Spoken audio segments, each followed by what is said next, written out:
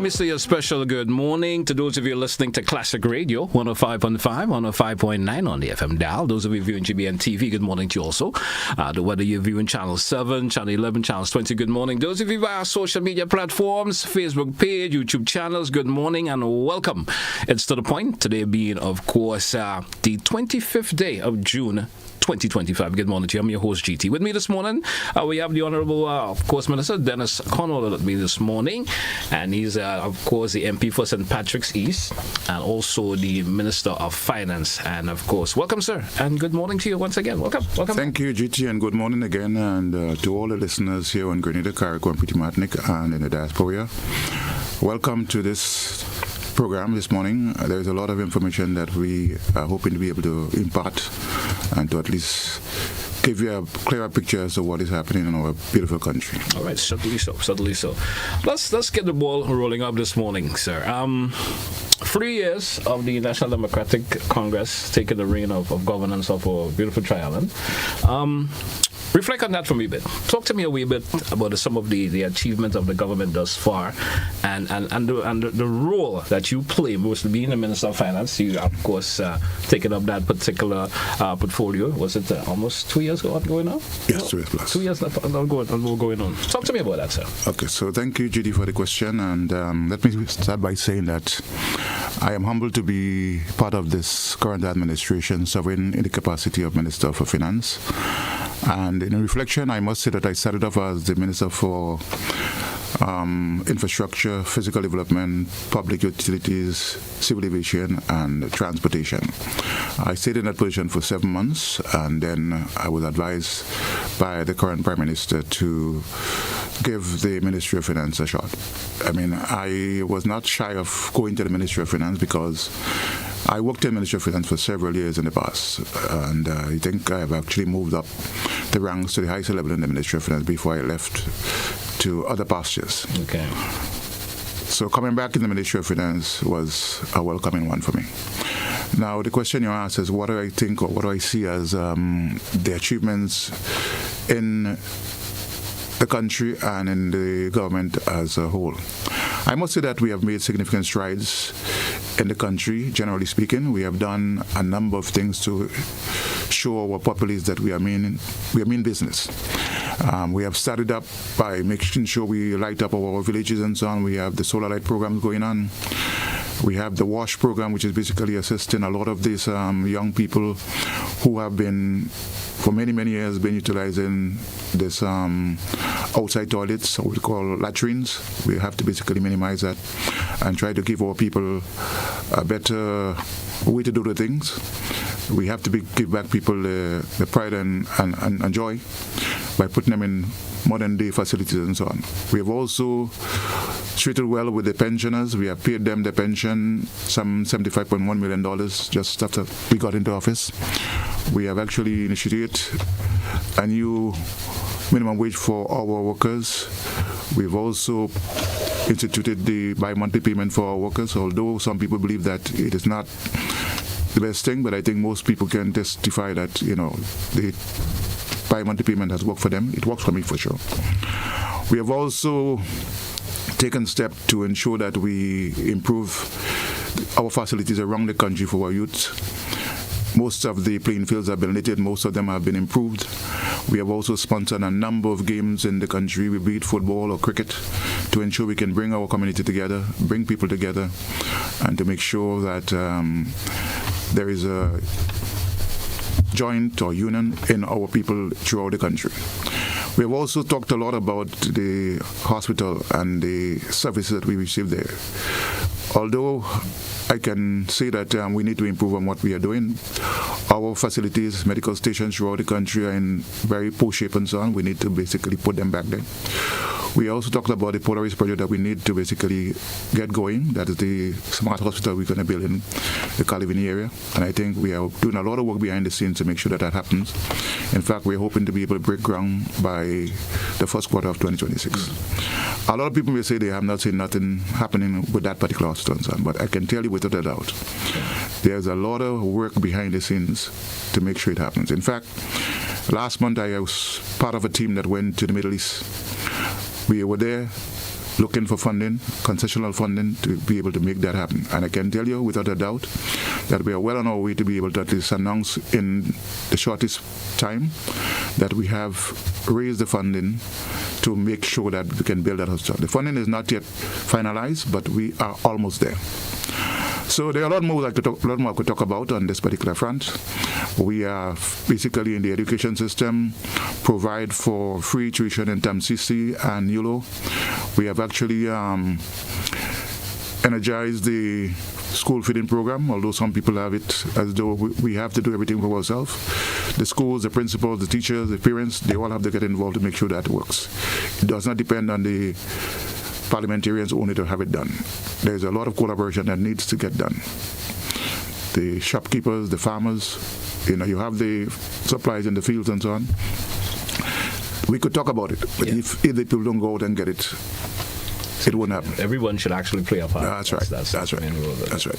So the farmers who have the excess in the field after they have sold to the supermarket and export whatever remains and so on, they need to basically organize the other players in the game to basically make sure that we can get the bananas, the gospel, the limes, the orange, the golden apples, whatever fruits that we have outside, the mangoes. Look, right now, mango is spoiling out the place.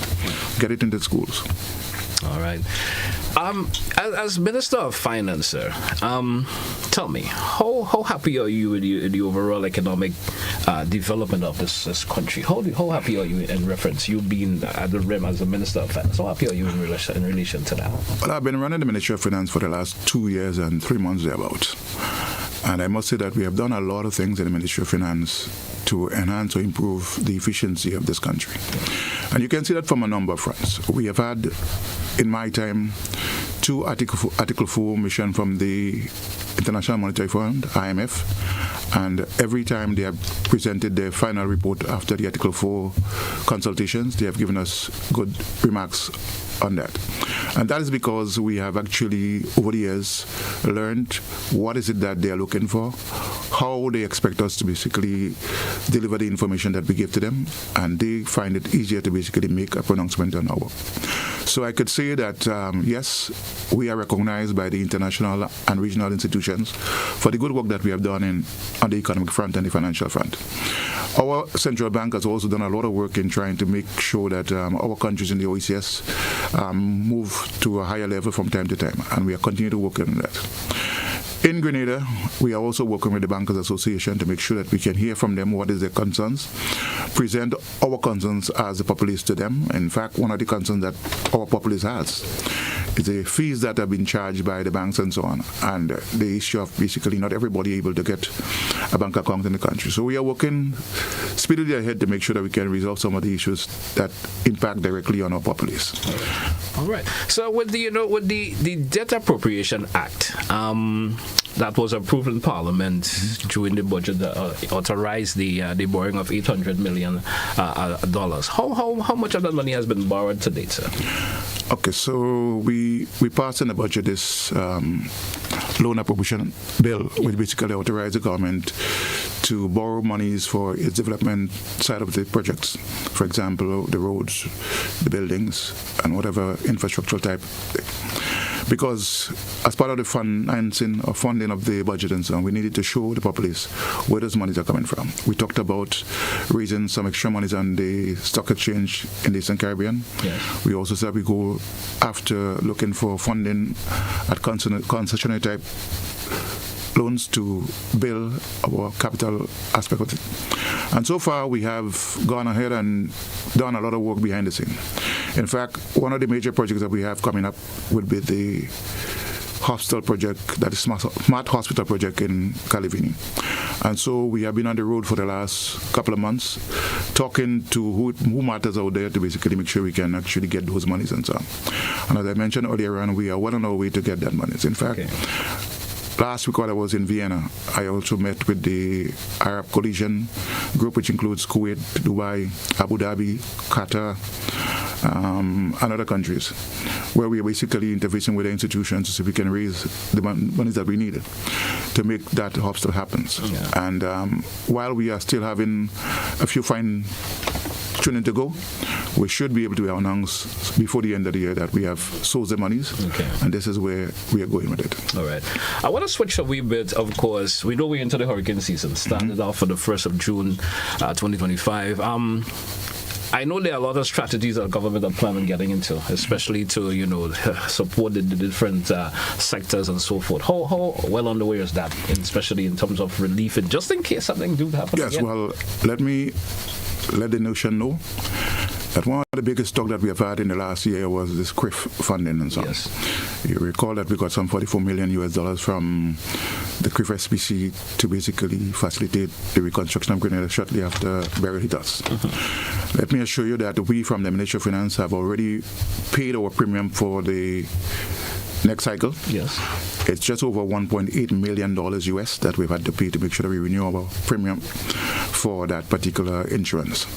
I know there are other areas where the farmers, through the bodies like the Cocoa Association and the Organization, I think it's a copy of the insurance from Auto Dominica. I think they would have also had to, by now, pay the insurance to make sure that the insurance is live and kicking, so that in the event of an event, they should be able to at least get some reprieve from that. Right. So yes, we are working at that. In addition to that, we also made some headwinds in terms of making sure we can strengthen our infrastructure in many ways. There's a lot more to do, but we are continuing to basically strengthen our infrastructure. Because, whenever rain falls, our hillside come down because of all the debris that we need to collect after such a rain and so on. And we believe that by making sure our roadways are cleared, take preventive measures to make sure that our drains are cleared, we are in a ready state for any other event that's coming up and so on. We don't know the magnitude of it, but we have to at least start somewhere. Understandably so. As you mentioned the CRIF, I want to ask you this question. It just come to mind. We heard from the Minister of Housing, that's Honorable Gloria Thomas, that the Bear Relief Fund will come to a close to the end of July. I heard her mention that. I'm just asking, what will happen to many folks who still are living in tents, especially in Carriacou and Petit Martinique? How will they be catered for if that program comes to an end at the end of July? Okay, so let me say that the minister's statement is quite correct. Yeah. And that we have received, as we said before, 118 million EC dollars thereabout. There are lots of persons who are still saying that, where the money gone? Let me tell you where the money gone. We love to hear. We have basically to date paid out in incentive to farmers and fisher folks, 34 million plus. Yes. There are one or two persons out there who claim that they did not receive monies from that program. Again, we still have to continue looking at those who still say they have not received and so on. But that $34 million already is gone out of that 118. Yes. There was a $25 million we put at the Grenada Development Bank to assist persons who have had their business destroyed and so on. They can go and get grant loan at 1% interest rate in there. We have pumped a lot of money into the housing, both in Grenada and Carriacou and so on. Yeah. I think in St. Patrick alone there was some 15 million. Carriacou might have received another similar amount. So when you look at the monies that I'm telling you about, it adds up. The drawdown per family. It adds up. And in fact, I could tell you we spend more than the CRIF monies to date on reconstructing Grenada, Carriacou, and Petit Martinique. Yeah. So there is no need to be arguing now that we can provide you the figures as to where exactly they are. Yeah. And there is no hanky-panky about it. But for those who still believe that lot of money that we got is still available out there, it's not. I was asking the question still, what will happen to those individuals who still haven't been... Government continue to assist. Housing, especially in Carriacou and Petit Martinique. Government continue to assist people with housing where needs be. But I've said in other programs, there are persons who might be able to at least put some skin in the game to help change the circumstances. Yeah. Because I don't think any government could be able to at least provide a free house for everybody in Grenada, Carriacou, and Petit Martinique. That's just not sustainable and so on. Yeah. And so we are going to continue our housing program, our WASH program and so on, because in the budget we provided for that.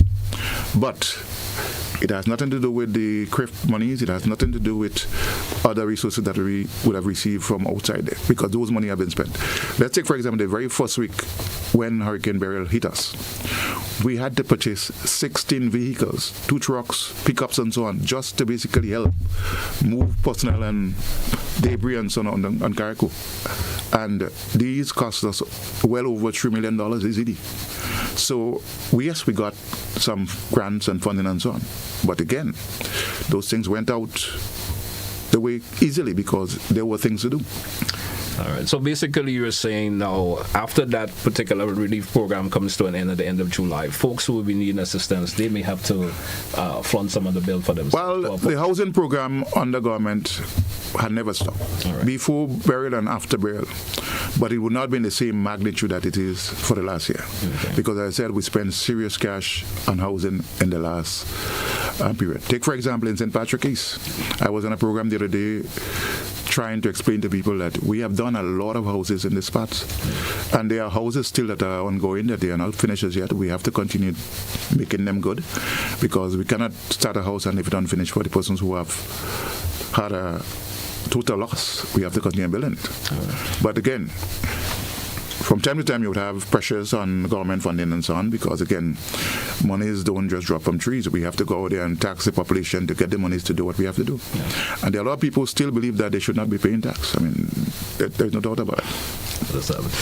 But in general, sir, are you happy with in terms of the overall recovery of the Carriacou, Petit Martinique, precisely, and even St. Patrick, where you had some? Well, for the most part, I think we have done quite a bit. If you ask me if I'm 100% satisfied that we have done everything that we would have done, I would say to you that there might be some gaps that we have to fill. Yeah. But we could say safely that we have given the people of Grenada, Carriacou, and Petit Martinique back the pride and so on that they can say we have done something to uplift them. I've been in Carriacou about a month back and so on when they were opening up the fish market in the Windward area and so on. And a lot has been done. When I travel to Carriacou, yes, you would see houses without roof. And you ask, for example, why these properties are still in that state. They would tell you most of the persons who have not started putting back their roof and so on is because they're not on the island. Okay. Or they have not chosen to come back on the island. Or they may have family issues and so on. But for the most part, when I look at, for example, the Dumfries area close to the dump site, you will see a number of new houses have been up there and so on. I'm not saying that this is all the house you would need. There would be much more housing in Grenada. But Grenada has a serious housing problem from time immemorial, and we have to continue building on that. So, yes, I am confident that we have been on the right track. We have done quite a bit, but we have to continue doing. All right. So we due for a break. Let's take it when we come back. We certainly have much more. Stay with us, folks. It's To The Point, Classic Radio GBN TV. We're right back after the break. Don't touch your dial.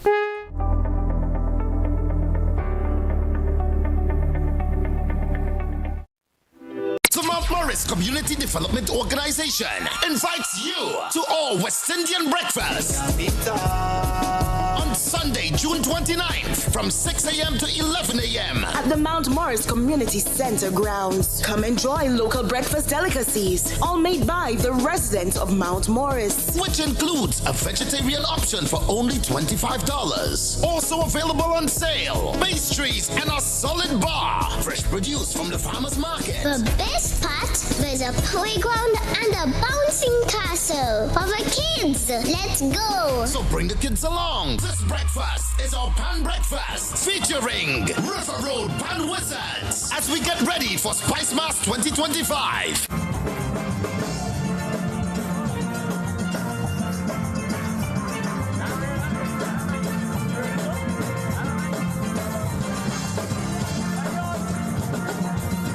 Also providing music is our very own in-house DJ Slick. We'll be on the ones and twos. Sponsors: Clack Scott Rum, Hubbard's, Glen Graphics, Power 95 FM, Patagrenada.com, and Dynamic Realty. You don't want to miss this breakfast. Grenada, time to get charged up for the Fuller Energy Home Series as West Indies takes on Australia in a fiery test match from July 3rd to 7th at the National Cricket Stadium from 10 a.m. each day. Free entry plus fun activities for children under 16 years old. Adult tickets start at just $5 per match day. Let's rally with the men in maroon. Go to windiscricket.com to secure your tickets now. West Indies is back in the spice aisle and we full of energy. West Indies going higher, full of energy.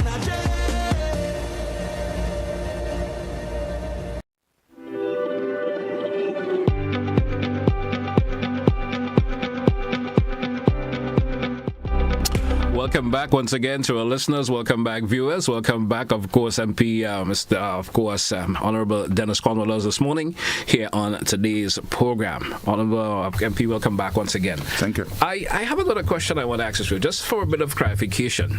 Roughly around 2 weeks ago, I heard the Honorable Prime Minister refer to the Mount Royal facility, or the Prime Minister's residence, as some folks would be referred to it as.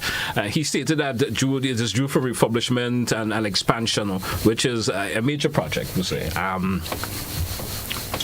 Is there any idea yet of how much that particular project will cost?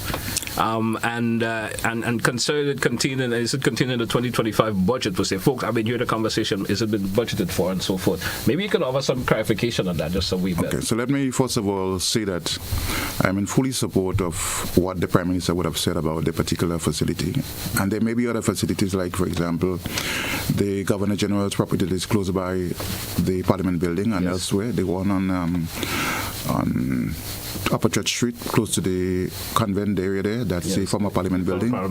Yeah. These are buildings that were damaged during the Ivan period and so on. And to date, we have not had them restored. Now, while, for example, some of the areas may not be fit for purpose at the moment because they might lack, for example, adequate parking and so on. But I think we have to bear in mind that everything that we do in this country hinge around the resources to do it. So while every year in the budget we provide for rehabilitation or repairs to government buildings and facilities, yes, the official house that houses the Prime Minister has been in very deplorable condition for many, many years, even before we actually came into power. And so to have a figure right now as to what it would cost to basically restore or to improve the facility right now, I cannot give you that figure because I'm not involved in actually doing that calculation. I think at some point in time the Ministry of Infrastructure would come up with that particular figure. But I hasten to say that in the current context of that building, it's not an adequate building for our Prime Minister to be living in. The Prime Minister has a family, and he also has to be aware that he has to take care of his young boy and young girl in that facility. There are workers around, basically support staff, that needs facility to stay. You cannot be in a building where everybody is crashing into his audience because of the size of the building, the construction of the building, and so the building needs serious reconstruction and redesigning. Now, it is not the first time that a Prime Minister in Grenada had to basically abandon that building because of the termites, one, the actual condition of the building. And I don't think anybody would want our Prime Minister to go and live in a termite-infested building. So those persons who are saying, for example, that he doesn't want to be overlooking the people in River Road and wherever and so on, that's not the point behind it. The problem is the building is not fit for purpose at the moment to accommodate a Prime Minister who has kids and his entourage with him that basically provides security for him. So we have to look at that first and foremost. And even when we do reconstruct that building, we have to take into consideration that whoever the Prime Minister be, he might be a single man, he might be a married man, we have to take into consideration that we have to provide an adequate building that takes in consideration all those issues. All right. I'm certainly happy for the bit of a clarification on that, sir. If I may also ask this question, what is government's percentage in terms of revenue gain through CBI program? Well, CBI has been the new kid on the block in terms of providing us with non-tax revenue. Yeah. And over the years, we have seen ups and downs with the revenues. In fact, in the last, let's say, 2 years, when we had the Russian influence on the CBI, we did have quite a bit of revenue coming from there. Yeah. Now that the Russian element is out of it, things are now normalizing again. Okay. So, yes, we have benefited from the CBI program in our non-tax revenue area. But again, we believe that over time, we can sustain what we are doing because we are following decent, credible means to make sure that we can sustain this thing in the long term. So yes, there were ups in revenue and now we're down, that just basically the normal flow of the business cycle, and we have to take into consideration where we are at in the game. All right. And with the fluctuation that you speak of, the ups and downs, is still a level of stability related through it? Yes, it's very much stable right now. Grenada, in fact, is probably one of the better run CBI or IMA programs in the Caribbean. We have four other countries: St. Lucia, St. Kitts and Nevis, Dominica. The only country among us, I think, that is not part of it is St. Vincent and the Grenadines. St. Kitts has been one of the oldest CBI nations dating back to the 60s. Oh. Yes. Oh. That's how long ago they were there and so on. So they have been the pioneers in this game. All right. Right. But others who came after and so on would have benefited significantly from the CBI revenues. You spoke earlier in your opening, when you opened, you talk about the OPEC forum and so forth that you attended, the subsequent signing of the agreement. Speak to us in relation to that. So on the 15th of June, I left Grenada to attend the OPEC International Fund 25th Forum as a panelist on that activity. So apart from basically representing the seeds country, including Grenada and the Pacific Islands and so on, where we basically discuss the challenges that we are facing in terms of the climatic conditions, hurricanes, and other challenges that we are facing and so on, I was able to at least on the sidelines meet with the OPEC International Fund for Development, and I was able to sign an agreement with OPEC for the next 3-year cycle to the tune of $90 million US. These funds would basically be utilized in various sectors, for example, health, infrastructure like roads and bridges. We also have in there funds for other activities that are not concrete and so on, but at least we are going to have access to that $90 million. So sometimes again, when you hear, for example, that people say the ministers are traveling and so on, and what are they bringing back? I am proud to say that I brought back $90 billion US for the benefit of Grenada, Carriacou, and Petit Martinique. And so we'll see those monies unfold over the next 3-year cycle and so on, which is good. I also wanted to say that OPEC is part of the Arab Alliance. That is basically we are engaging right now to seek funding for the new teaching hospital in Calivini. And as I said again, we are almost there in terms of accessing the funding to be able to build that hospital. Grenada is going to also be putting some skin in the game. In fact, we have agreed to put some $25 million US into that particular project, coming from our CBI funds also. And so I think we are well on the way to have this concluded, and you should see the reality of our new teaching hospital sometime sooner than we anticipate. All right. So let me ask you this: what does the present, situation in the Persian Gulf, I would ask, pose? Does it pose any significant threat to Grenada's economy as they, has us to have, even in brief, in the increase in oil prices and so forth expected in the world market? Will we see anything affecting us? Well, I don't want to basically say no, because we are living in a evolving situation. In fact, this morning I was sharing that Qatar was actually attacked by one of the other warring nations, and they were bombed and so on. Qatar is one of the persons or countries that we are also talking to and so on. But there is no safe place in the world right now. In fact, if you had asked me earlier in the year and so on whether or not we would have been talking about the tariffs that the United States of America have been imposing on the various countries like China and Europe and elsewhere and so on, that was not part of what makes when we basically passed. The conversation has switched. Now everything has changed, and now in recent time we have war taking place in the Middle East. So anything that happens out there could impact on our food, on our fuel prices and so on in the market, and so people have to be prepared. Sometimes we become part of the vicious cycle, not because of our own doing, because we have no skin in the game in terms of the war is taking place in the Middle East right now. But sooner or later we would see the prices on our shelves going up. You can't blame the government for that. This thing actually happened. What we can do as a government is try and find mediums that basically can cushion the impact of that. But again, that costs monies. because to subsidize anything in Grenada and so on, it implies that the government has to forego certain revenue and so on. So true.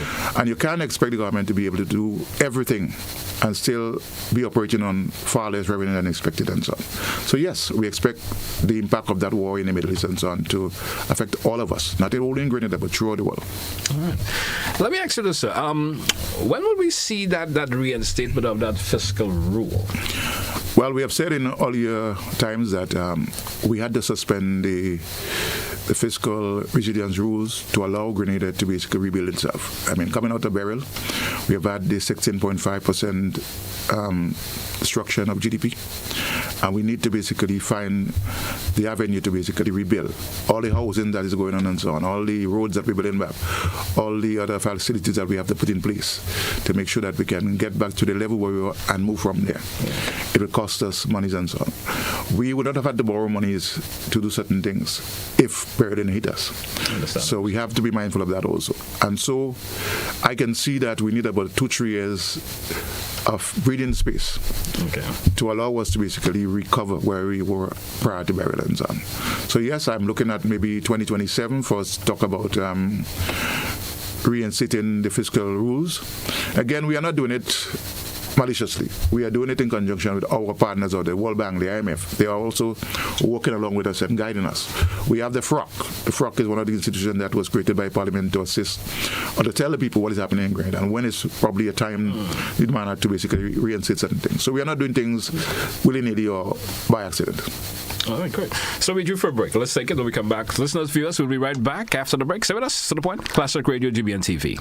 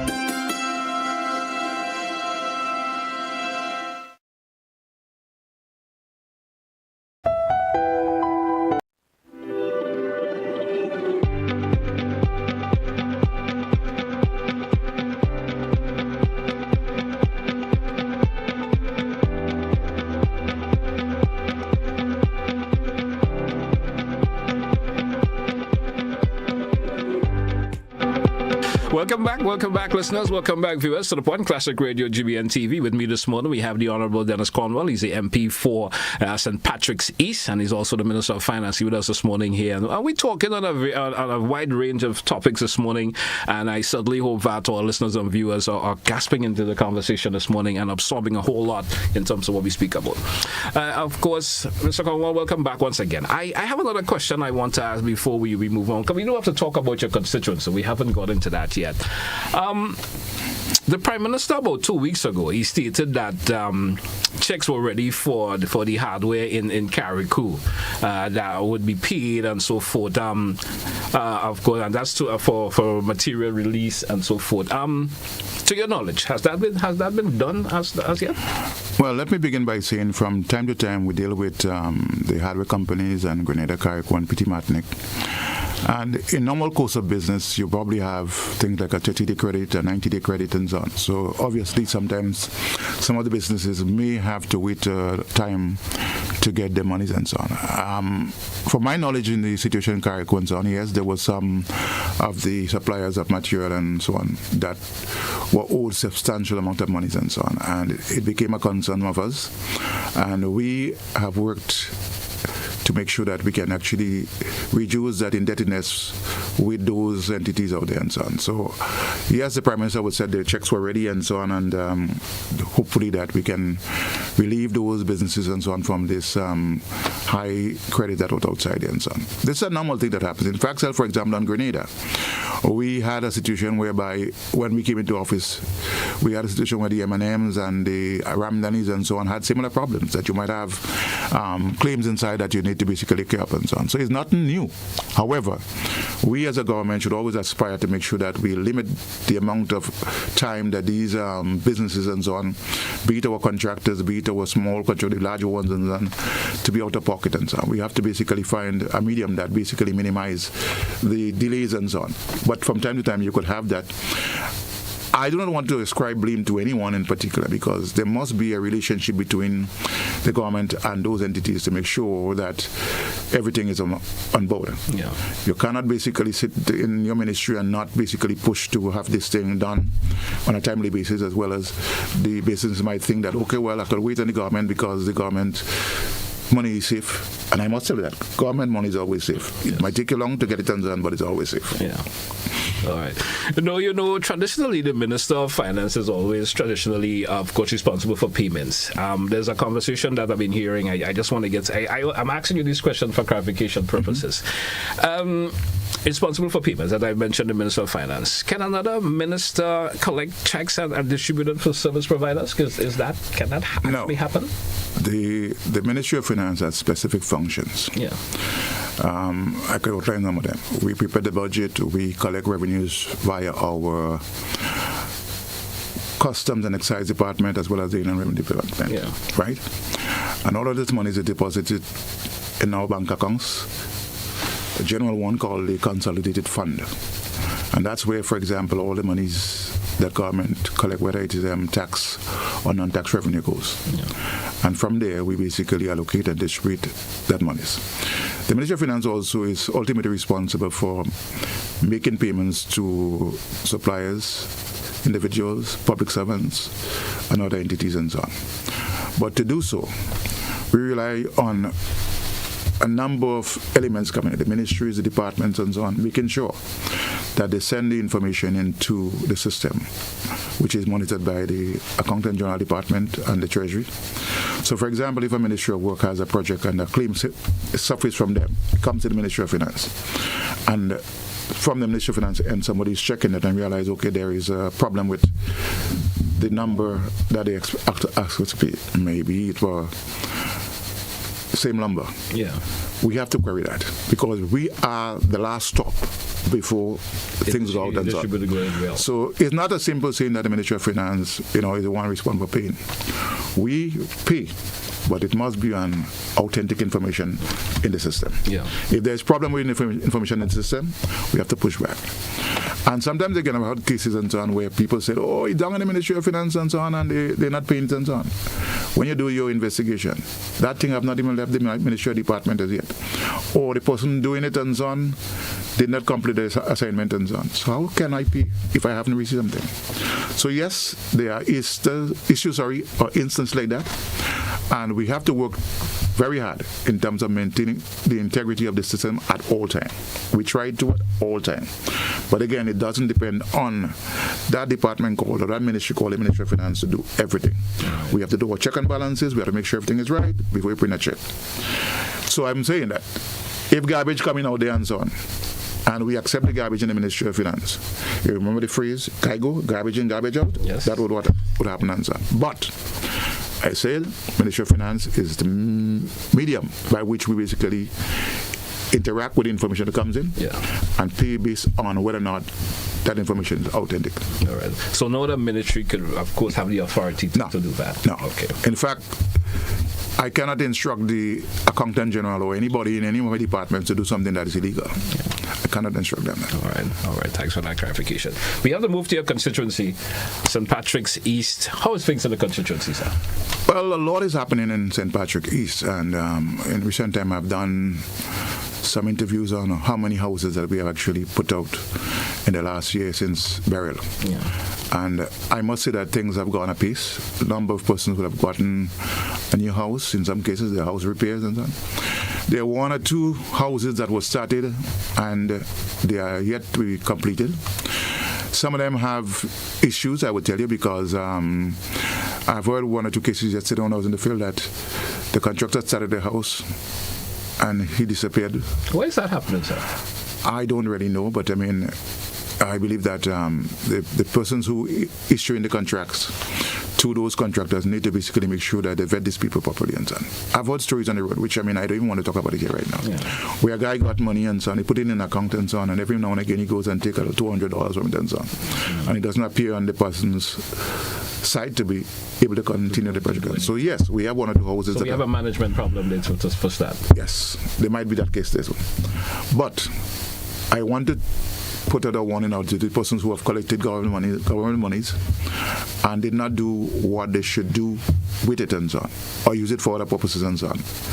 We would have the audit department audit those things, and would have the necessary step taken to make sure that you can account for the monies that you were given. I know there are problems where, for example, somebody might tell you, well, this is the land and so on, and when I say we, the ministry took it as though that's a gospel, and they went and started building that house, and then realized that there was somebody coming and challenge, you're building on my land.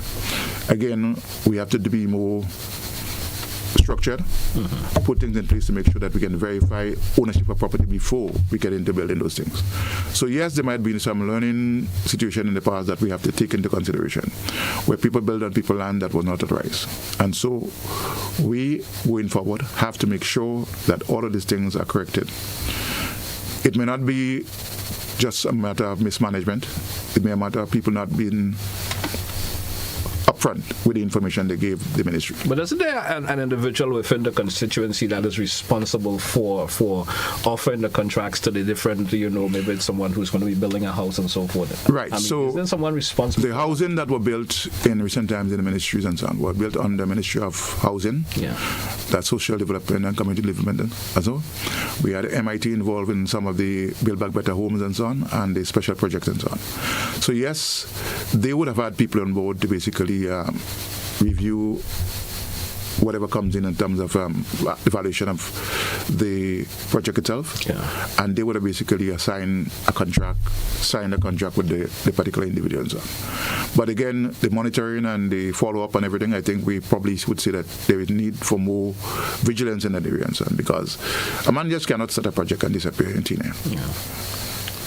And you say there are multiple situations where that has been occurring? Well, we have one or two. I'm not saying that we do not have, because I mean, I have heard some cases where, even in my constituency, there are about 4 houses in an area that is still ongoing and not completed. So I don't know whether or not it was because of that particular reason, or because a guy has stretched himself so much that he cannot continue doing what he says he has to. Because there are people, for example, who may have a normal contract building somebody's house and so on. They take our house and so on, and yet they cannot service the boat property in an efficient manner and so on. And so we have to say, well, okay, he evaluated himself. Yes. But it's not that. He has not received the resources to build the house. He just has not managed the resources as he should. You cannot be paying a man, for example, to a job. You can do a job, but if he was to basically do it by daily work and so on, daily paid work and so on, he might be running into difficulties. So it's again a problem, mismanagement of your monies or resources. I had a friend who told me that he had a guy who wanted to basically get a septic tank done. He said, okay, I'm going to give you a job to dig that septic tank for me and so on. The guy said, no, you don't want that job. You want a daily pay. Daily pay. So whereas, for example, you might have been saying, I'm going to give you $1,200 to do that job for me. You end up doing the job in 1-2 days and so on. So you get, for example, $400 rather than the $1,200. Again, it shows that the person doesn't understand the things. So there's, some folks like to receive their monies on a daily basis. Some people cannot operate without having this thing in their hand every day. They have to see it. So that's the motivation. Yeah. So tell me, what are some of the other major achievements for the past 3 years so within the constituency? Well, we have done a lot of roads in St. Patrick, East and West, and I must say that I'm proud of the ones I've done in Laffortune to Liverer. Yeah. That road was abandoned for more than 48 years. Yeah. In the first year when I actually got into office, I made sure that road was redone. It's paved all the way from Laffortune Junction all the way down to Liverer. Yeah. We also started some work going into the Mary pasture area. We put up these lights and so on in there. Again, some malicious person in the village went and took down the 4 lights that we put in the Mary area and so on. We have done recently roads in River Sally, like the Savannah Ho area. We dealt with a 300 feet of road, and we are now continue building that road because we have some stones in the pathway that is basically need removal before we can continue. But we have done roads in other parts like Lassie, River Sally. We are going to do the Barnway one. In Hermitage, we are going to do the Bonham Road, a road that was started 10 years ago under the Tillman Thomas administration. And when the last election and so on, that road was abandoned. I have been back in there, and we have signed a contract in recent days, so that road will continue. Also, we have received a grant from the Republic of China to the tune of $110 that will help us build a bridge across the river. That was a problematic situation there when rainfall and rivers coming down. The person living further in could not have come out and so on. So we are going to get that done. On the west side, we have that road from the Cuisine to Mali area been done. There's a small hole up on that road, but it will be done in recent times. And there are many other small roads and so on that we are looking at. For example, in the Plains area, we have done the box drain going into Shambo. We have to now look at paving that under the SIPE program. And we believe that we have on our agenda to do a road from the Dega, Montrose area into Kalalu, Hermitage. We have binded that road on several occasions, but realized after the heavy rainfall, it normally or not the road again. So we need to basically put a fix to that once and for all. Build a drain and concrete the road and so on. So we are going to get that done. We have the scope of works and so on ready to go. Just a matter of fact that we get the financing in place and a contractor to get it done. What about the human resource development within the constituency? Talk to me about that. What sort of we have tried not only to put our monies into the concrete type projects and so on. We have basically put monies into the girls in Rosali and other areas and so on to make sure that they can learn to cook, wash, and do other things like sewing and so on. In terms of the sporting events and so on, we have spent a lot of money in sponsorship in trying to get the community. In fact, one of the better ones we had, for example, this year was the over 40 men competition and so on, which attracted people from all over Grenada. I think that was one of the better ones. And not only that we have them, coming together and play, but you can see the large crowds in the community coming out from as far as other villages and so on outside of the parish come in and basically support the game and so I think that is helping boost what we have there. We have also enhanced some of the community centers. We have enhanced the playing fields. In fact, sometime last year I was in a funeral where somebody touched my back and asked me, well, what is going to happen to the fawn pasture? Sports is coming up and so on. We have gone there, we have changed the roof on the pavilion, we have redone the pasture or the playing field. We have some work to be doing on the plumbing and the toiletry downstairs, that pavilion and so on, and I hope that we can get that all cleaned up in the shortest possible time. So a lot is happening in the country and so on. Again, we have plans to continue building. In fact, in the St. Patrick West area, in the Davie area, we have built a road. Kudos to Brother Andel for doing that. And we have basically make it available to the persons who access that area during the Easter and other times and so on. So a lot is happening in St. Patrick. Again, I must mention before I end here, that the breakwater project should start shortly. Yeah. We have actually gotten confirmation from the Caribbean Development Bank that we've gotten the $10 million US to do the project.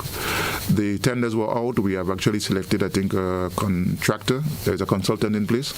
And sooner or later, work would start on the breakwater project. In fact, it would involve 3 breakwater, but they are separated, not just as they did in the first one where they have this long wall concrete. Yes. We're going to do 3 separate breakwaters. Some would be submerged, some would be above, to allow the tide to flow in and out and so on, and not do the kind of damage that was done on the lower bay of Sates. So that's going to come on place. We're also talking about redoing the medical stations in St. Patrick. We have one in St. Mountridge, the one in Sates. We need to basically start some work on that soon. So a lot is happening. And all we're asking our people is for patience. Patience is something that we have to have. A building doesn't take a day to build it. It has to take different stages. The planning stage, the design, the approvals from the various authorities like the physical planning department, and then you get to the point where a contract is awarded and actual construction starts. Sometimes you understand how people may feel when timeline is given. Yes.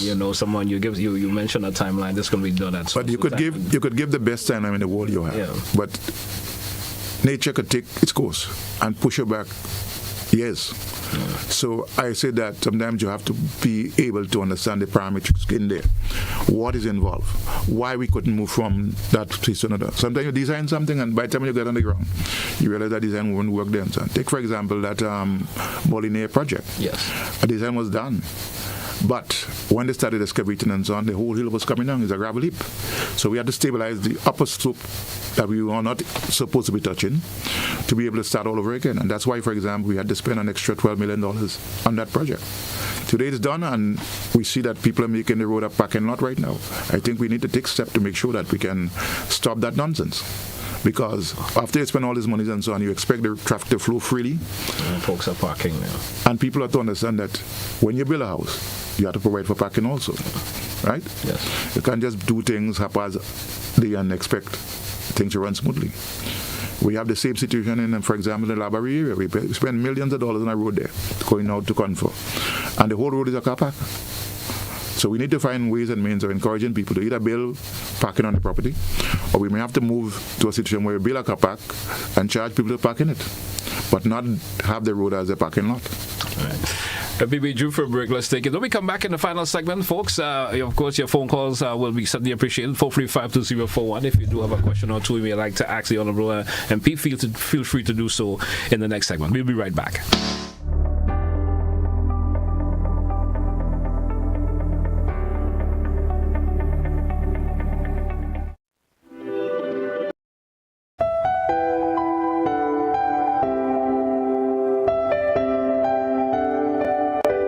A hurricane is more than just a storm.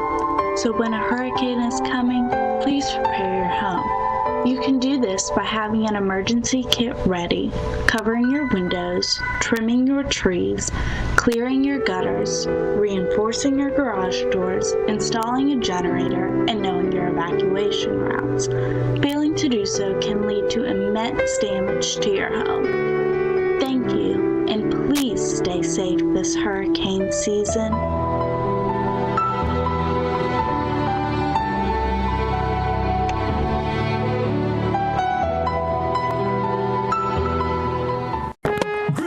Time to get charged up for the Fuller Energy Home Series as West Indies takes on Australia in a fiery test match from July 3rd to 7th at the National Cricket Stadium from 10 a.m. each day. Free entry plus fun activities for children under 16 years old.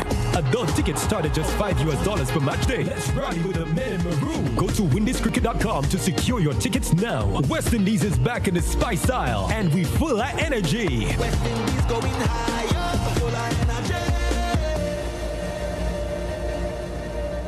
The Mount Morris Community Development Organization invites you to all West Indian breakfast. On Sunday, June 29th, from 6 a.m. to 11 a.m. at the Mount Morris Community Center grounds. Come enjoy local breakfast delicacies, all made by the residents of Mount Morris. Which includes a vegetarian option for only $25. Also available on sale, pastries and a solid bar. Fresh produce from the farmer's market. The best part, there's a playground and a bouncing castle for the kids. Let's go. So bring the kids along. This breakfast is our Pan Breakfast featuring River Road Pan Wizards as we get ready for Spice Mass 2025.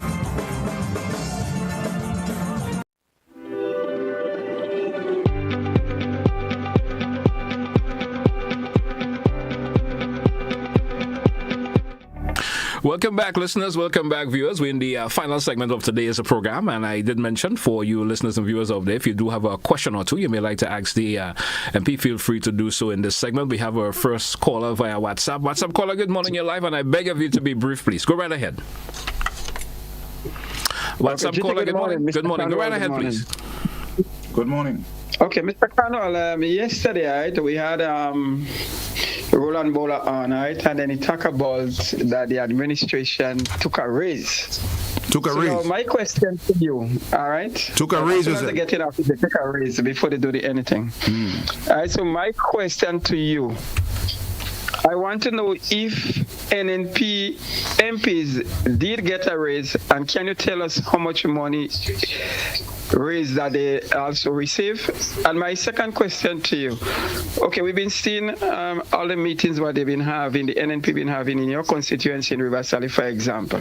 Okay, my question to you, I want to know if you will be challenging the next election, will be running as a candidate for the NDC, and what is your chance of winning? Thank you, caller. Thank you. So let me answer the last question first. Definitely, I'll be running. And we live in a democratic society, and any one individual or party can choose to basically compete against the government. We have no fear. We are continue to do our work. We are focused on what we are doing, and we believe we will be victorious in the next election. The other question you asked, I can't remember it. It's something related to MPs getting a raise. Oh, MP getting a raise. The opposition has also received a raise. Okay, so let me tell you what I believe is happening there. You would have heard before that when we got into office, they actually said that we were given $2,000 raise. That's absolute nonsense. That is not factual. Because in the previous administration, they used to allow the MPs to go to the gas station behind the fire station and gas up the vehicle to be able to go about it to do their work. Our government decided we're not going to go that route because we believe there were too many loopholes for corruption in there. So the government has agreed to give each MP a $2,000 allowance to be able to gas up their vehicle so they can go out in the field and do the work. I end on that one. With respect to other MPs getting raise in salary and so on, I remember in the previous budget 2024, we announced to the nation that we were going to give the MPs who are elected parliamentarians a proper salary. When I say a proper salary, before, for example, an MP on the opposite side would get about just over $1,000 for his allowance, and the MPs who were ministers were not getting anything. So we decided, okay, that we will give every MP elected a $5,000 easy. So both on the opposition as well as on the government side gets that $5,000. There's also the issue about the $10,000 that is given as constituency allowances. It is given to all elected MPs, both on the opposition side as well as the government side. And we did it to make sure that we can uplift the parliamentary process, because it makes no sense that we go out there and chase people to vote for us and so on, and we're not able to basically at times give them some assistance where it's needed and so on. I'm not saying that we're able to give them everything that they're asking, because some of them come and ask you for free stove, washing machine, houses. We cannot do it on $10,000. But we help. All right. We do have another caller, MP, and which may be our final caller, because we do have the wrap. We got cricket coming up at the top, so which should be our final caller for the caller. You're live. Good morning. You're welcome. Good morning. Good morning to you, sir. It always hurt me to hear people, especially people in position as ministers, saying, I believe. Now, as far as I'm concerned, anybody has a right to believe anything they want. I want people to talk facts. I know or I realize so. That I believe. Now, to me, ministers are placed for the purpose of helping or trying to help the people in constituencies. Even they could try to help people outside his or her constituency. But the people that come for help, should have genuine thing that they ask for, and the minister should look into it and see if it's genuine. Not because he's your friend, then you would give him or her what he or she asks for. And this is the problem. You have to build your community, and if not only your community, the whole country, or if it's an island, the whole island. And this is what I cannot understand with perhaps ministers. And I would always say, Caller, I'm going to ask you to take a wrap, please, because we have to wrap up for today. So if there's nothing further you were saying, let's take a wrap for today. Well, if you feel there is not...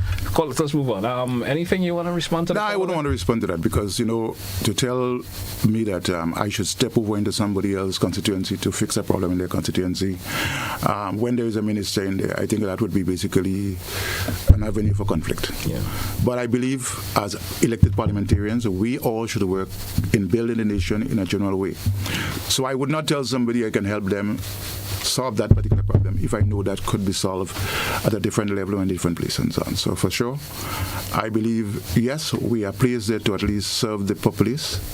But again, even the resources that is afforded to us and so on would not allow us to basically do everything that anybody else outside it wants us to do. All right. Honorable, of course, MP, this is what we're going to take a wrap for today. I give you the opportunity. Any closing remarks? Yes, thanks, GD, for allowing me again the opportunity to come back on your radio medium to at least try and impart some information to the general populace of Grenada, CARICOM, Pitamatic and beyond. And to say also that I am very much elated and happy to be part of this process. Our NDC administration has done in the last 3 years a lot of things that basically would eliminate and elevate our Grenada, and we should continue on that path and so on. I have no doubt that we will be successful in the next election and beyond. All right. If you want to thank you once again, and the best wishes goes out to you for the rest of the day, and until we have another opportunity to do this again. Have a good one, sir. Thank you, Judy. Thank you. Good. Hey, folks, that's how we take a wrap for this edition of To The Point. Join me again for another edition. Stay with us.